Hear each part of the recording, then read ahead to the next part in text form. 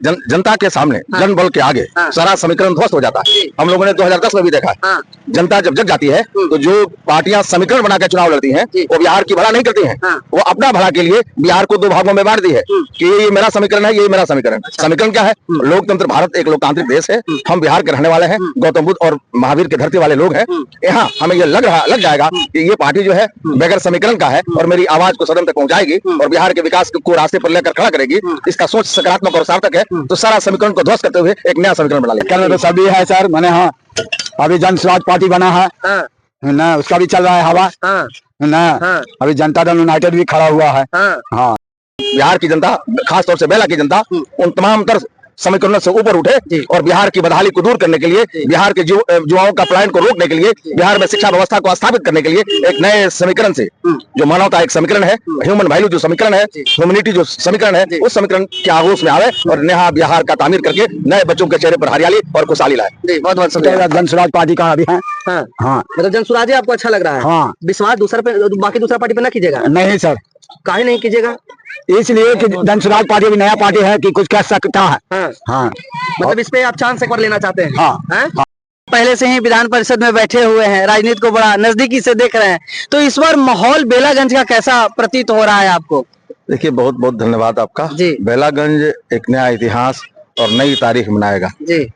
इसलिए कि जन स्वराज जो जनता का सुंदर राज स्थापित करने वाला दल 2 अक्टूबर को बना और लगातार जो कैंडिडेट का चयन हुआ, जिस हिसाब से चयन हुआ है जी, उस हिसाब से ऐसा प्रतीत हो रहा है कि आने वाला कल बेहतर होगा। जब इब्तदा ठीक है तो इंतहा भी ठीक रहेगा।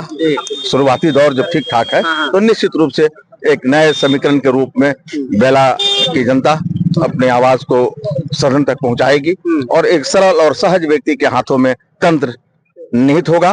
और तंत्र जब सरल और सहज हाथों में निहित होता है तो लोकतंत्र प्रफुल्लित और प्रसन्न होता है जी। बेलागंज हमेशा से माइनॉरिटी समाज के जो भी लोग रहे हैं आरजेडी के साथ गए हैं और मतलब उनसे ही एक बोला जाता है एमवाई समीकरण। तो क्या इस बार बेलागंज की जो जनता है वो एमवाई समीकरण से हट करके जन स्वराज की तरफ क्यों, मतलब क्यों? जनता के सामने जन बल के आगे सारा समीकरण ध्वस्त हो जाता है। हम लोगों ने 2010 में भी देखा है, जनता जब जग जाती है तो जो पार्टियां समीकरण बना कर चुनाव लड़ती हैं वो बिहार की भला नहीं करती हैं।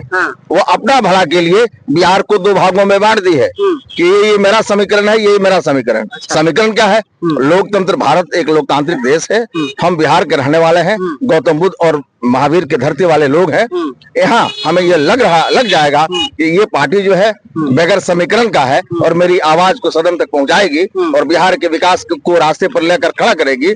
इसका सोच सकारात्मक और सार्थक है तो सारा समीकरण को ध्वस्त करते हुए एक नया समीकरण बना लेगी। बहुत बढ़िया, बहुत अच्छा लगा सर। और सर, ये जो यहाँ पे व्यवस्था है, व्यवस्था परिवर्तन की बात चल रही है, बेलागंज की जनता जन स्वराज की तरफ आ रहा है, जन स्वराज क्या संदेश देना चाहेगा बेलागंज की जनता को? मैं बेलागंज की जनता से हम्बल सबमिशन करता हूँ, निवेदन करता हूँ कि बिहार जो बदलता हुआ बिहार का एहसास हो रहा है, जो आखिरी उम्मीद नजर आ रहा था वो प्रशांत किशोर के रूप में, जन स्वराज के रूप में सामने आया है। बिहार की जनता, खासतौर से बेला की जनता उन तमाम तरह समीकरणों से ऊपर उठे और बिहार की बदहाली को दूर करने के लिए, बिहार के युवाओं का पलायन को रोकने के लिए, बिहार में शिक्षा व्यवस्था को स्थापित करने के लिए एक नए समीकरण से, जो मानवता एक समीकरण है, ह्यूमन वैल्यू जो समीकरण है, ह्यूमैनिटी जो समीकरण है, उस समीकरण के आगोश में आवे और नया बिहार का तामीर करके नए बच्चों के चेहरे पर हरियाली और खुशहाली लाए। जी, बहुत बहुत शुक्रिया।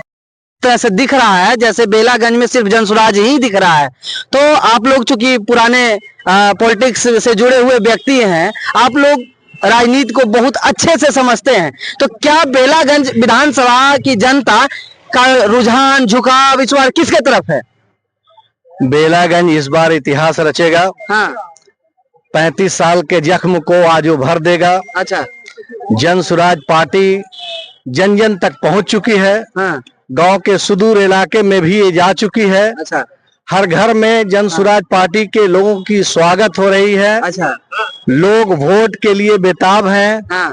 माननीय प्रशांत किशोर जी का आह्वान माननीय प्रशांत किशोर जी का कहना कि व्यवस्था बदलने के लिए बिहार को हम लोग आए हैं और ये धीरे धीरे लोग समझना शुरू कर चुके हैं कि ये जो कुव्यवस्था 35 साल से है, उधर राजद के 15 साल लोगों ने शासन किया, इधर जदयू के लोगों ने 15 साल शासन किया, तो ये कुव्यवस्था को बदलने के लिए जनता पूरी तरीके से अग्रेसिव है। और ये बदल के रहेगा और हम लोग बेला, इमामगंज, रामगढ़, तरारी, हम लोग चारों सीट जीत रहे हैं। आप रिजल्ट देखिएगा। देख करके अभी उपचुनाव है आपके यहाँ?